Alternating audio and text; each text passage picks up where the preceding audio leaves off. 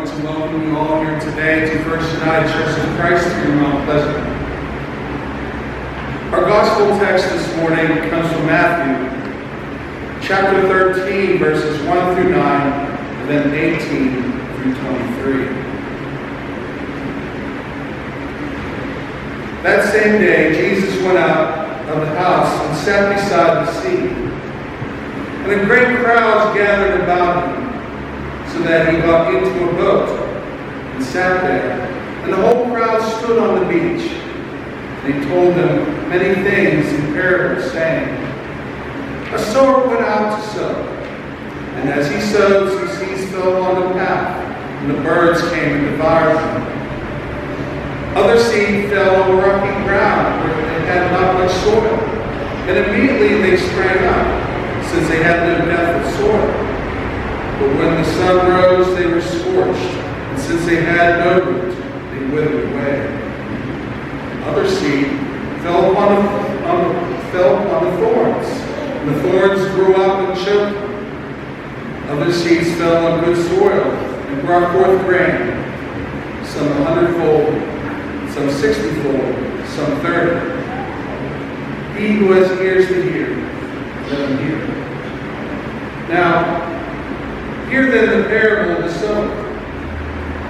When anyone hears the word of the kingdom and does not understand it, the evil one comes and snatches away what is sown in the heart.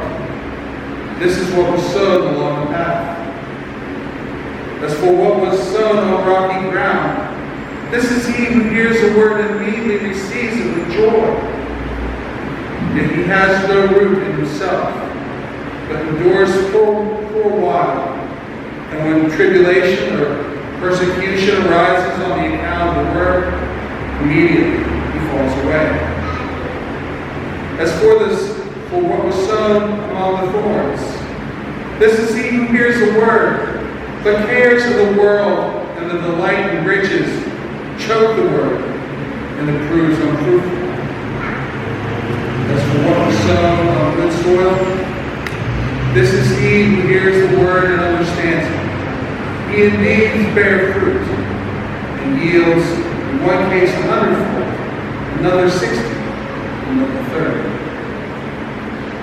These are the words of Christ in Matthew's Gospel. Short prayer. Gracious God, we thank you. We have a time together, either near or far, to hear your word and contemplate your word with us. Please guide us and direct us. You are our rock and our redeemer. Amen. Now, in today's message that I brought to you for consideration, I found inspiration not only through the parable of the sower found in this reading we've heard from Matthew 13, but also something to go with it.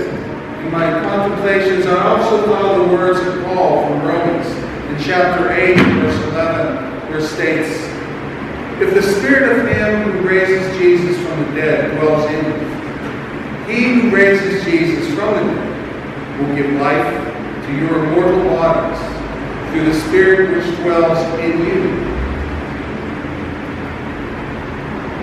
Now, when it comes to sowing seed, I can say, truthfully, I do have a wee bit of experience. I have a little bit of knowledge. And I still have memories, very old memories, of my father showing me how to dig the garden, to form the beds, to add some fertilizer, to plant the seed. I said, these are very early memories. I also have memories of helping him plant the crop fields for the dairy farm he worked for that neighbored our home. I remember 14 when the dairy sold, and an organic vegetable farmer had begun to work the fields. I was his first hireling, and that was the Kretschmann farm. He mentored me through high school, and still to this day, he is now, of course, up in Cranberry. But he still operates his farm and his CSA.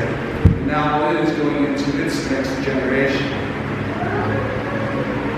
In my own farm, the small place that we have, it began upon high school, upon my graduation. And she has seen many highs, she's seen many lows of life and seasons and of harvest. And now, like the Kretschmans, she also has a young one who wants to surrender to the chores, to the call of planting the fields, the shed of the blood and sweat, to assure the harvest, and bring the bounty of God's good pleasure to the communities, from the seed to that which feeds. Now, what I've learned through all this, I've come to know that what Jesus taught in this parable of the sower is true. From my experiences of planting or with people, regardless of the type of seed, there are certain faith truths about idols, about earth, and about spirit, and about the individual. You know, like seed, each of us are given a chance to grow. Grow in our lives, in spirit and in faith. However, either by breeding, by nurture, or by nature, the result of our potential can be greatly varied. You know, surprisingly, a weak seed by nature, by nurture, can still produce an abundant yield. I've seen premium seed due to lack of sustenance or neglect fail. And there's so many variations in between. Now this year, the farm experienced a late freeze, an early drought. Stressed critters and insects have plagued the fields because they too need to eat. Yet due to the experiences, my experiences and faith experiences, we continue the good harvest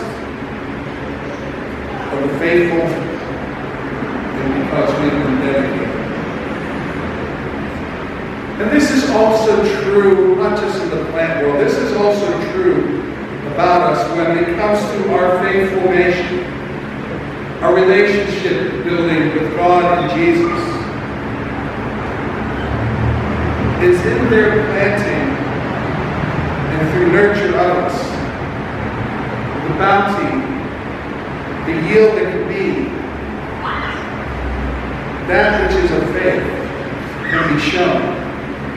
But again, it has a lot to do with what's around us as well. It isn't just what God has planted, it's how we've used it or how it's been manipulated in this world. Like all good farmers and growers, I know that the variations, the challenges of bringing what I have planted into fruition. And I understand this is also how God looks at us. You know, it would be fantastic if all would yield its full potential. I want it. I know that God wants it for us. The reality, though, not all will. Some of the best sometimes fails due to environmental circumstances. Then there are those surprising successes, those stories where you wouldn't even expect it. But just a little bit of nurture in the right place and time has produced a bounteous harvest. And just as I've planted every spring in the optimism that the farmer possesses in planning that harvest, then this quality came from somewhere. I believe it was given to us by our living God. The example through Jesus, who continues to plant, to harvest, the never-ending hope, inspired by all of the hallowed harvest that He promises eternal life. The Spirit is an initial part of all of us. It is a seed that has been planted as a part of our lives. It helps to bring life to all of us through God's nature. And nurture, it can expound into an incredible potential. And our call as people of Christ, as God's people, is to help be a part of the nurture of the seed that has been planted. Our call is as a faithful to give the Spirit that seed within, that ability to reach its full potential in all individuals. And as those called to serve, to care those fields, to help nurture that seed. Yes, we're to help, we've got to be aware of it ourselves, but we also got to help those around us to be weary of the path where the birds come and pluck away, to see where there are the infections of weeds so that things are not choked out, to understand the ideas and the dilemmas of the rocks, those rocky fields, where those who will quickly wither and die and fail. And always against the world's predators. We must not be looking for ourselves, we must be looking out for others. But like the sower of the parable, we know the reality of our profession. We do not do this in vain. And we strive to do what is right for the bounty of the harvest that is of God's optimism. He calls us also to help to plant and nurture seed in this life. This is our true profession. We may put our time in here, but we will not truly see the harvest until we are all united with our Creator and with Christ, the true life that's the God.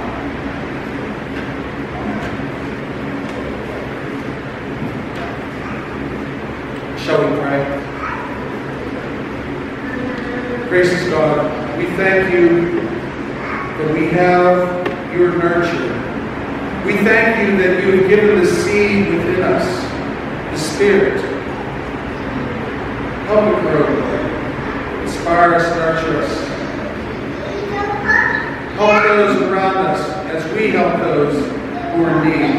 As good sowers and good people to take care of those fields. To help all come to their true fruition, so they can all see the true harvest of the joy that is the love of you within us.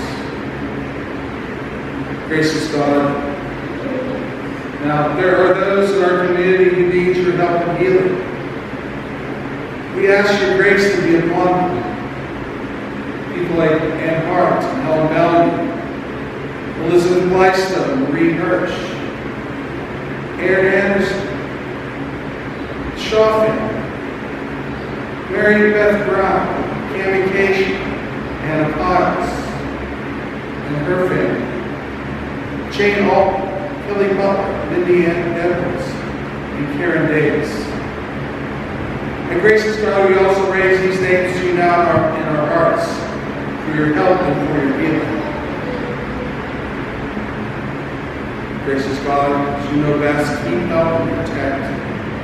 Guide us in your ways. This we ask in Jesus' name. You taught us to pray, saying, Our Father, who art in heaven, hallowed be thy name. Thy kingdom come, thy will be done on earth as it is in heaven. Give us this day our daily bread. Forgive us our debts as we forgive our debtors. And lead us not into temptation, but deliver us from evil. Thine is the kingdom, the power, and the glory forever. Amen.